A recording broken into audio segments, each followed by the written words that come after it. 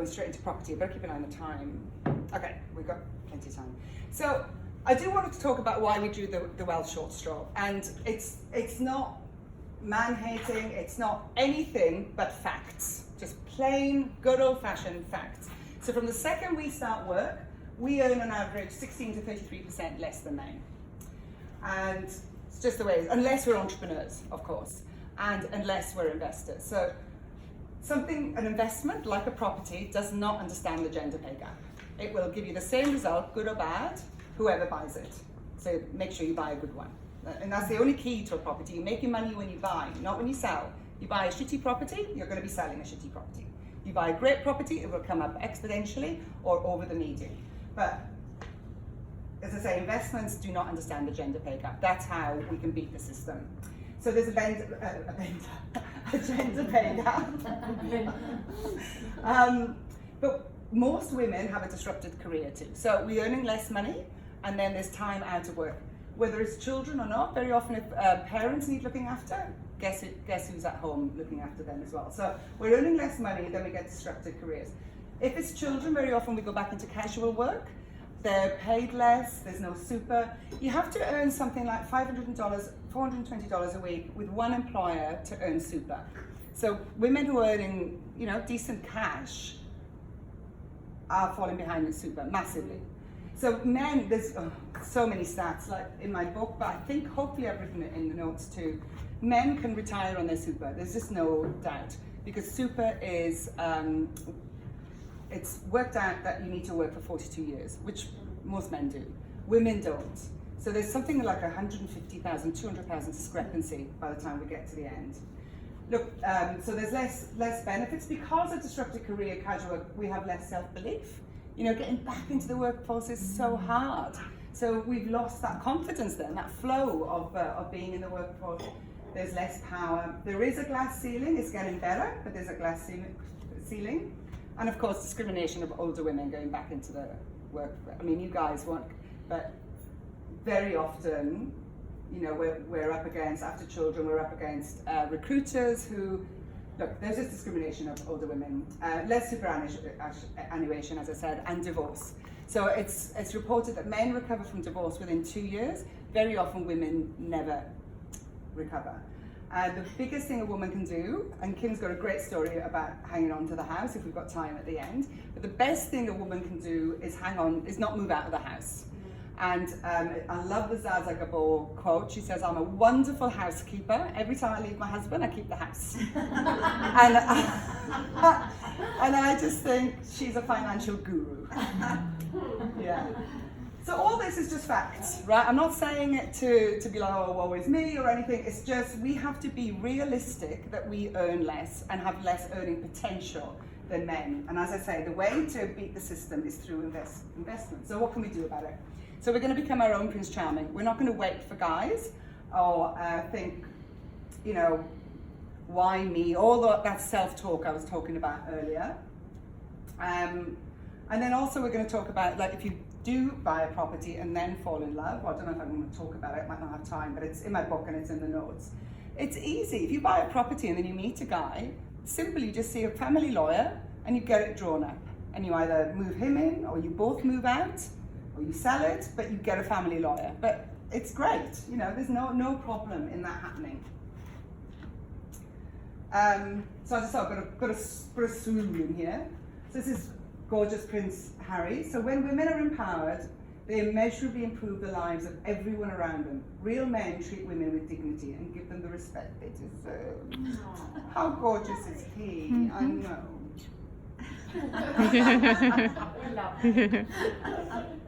So this is just a bit of a shocker. When I came across it, I just thought, this is wild. So this is talking about gender pay gap in the next 50 years and how countries will close the gap.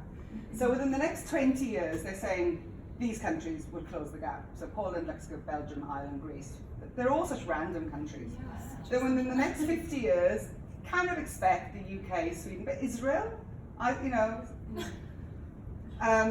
within the next 100 years, of course, United States, Finland. Within the next 300 years, Korea, Spain, Germany, Australia.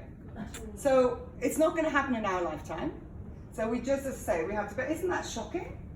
And this was a 2017, February 2017 report. So fairly recently. What's happened with Germany? What happened that thing? Australia. I know, and Spain. That's really weird. So I think they're all so random. And why has Australia got a question mark? Is it like never? Ever? What's happening there?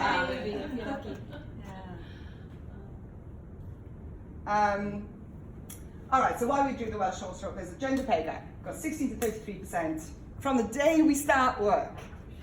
Time out of work, less super and benefits, and ageism.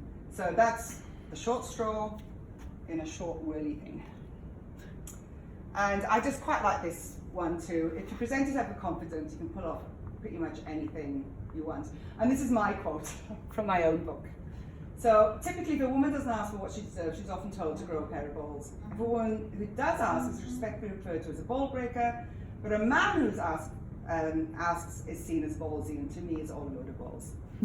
So, which is it's so true. Actually, add to that quote, my daughter, who's 26, took your book Yes. to her performance review. No way, did Yes, she? and said the difference between 2015 and 2019 in my salary is only $300. I've moved to a city that's 4 times more expensive, and I have unlimited proven results behind me of what I've achieved in 4 years. I need a salary pay increase by 20%. That was from my book. Yeah. Did she get it? Well, I don't know whether she got it, but she had the balls to ask her, and that's what she's now written herself is I'm a ballsy millennial, and I'll ask. And your Wow, that's really great. I'm so, it makes me unbelievably happy. How good is that? Okay, so I'm going to talk about property a bit because this is obviously my core business.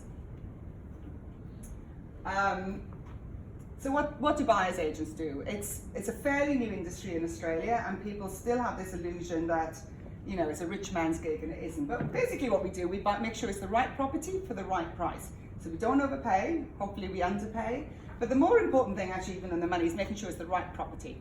That it is going to come up exponentially because it's so easy to buy something that's just a dud.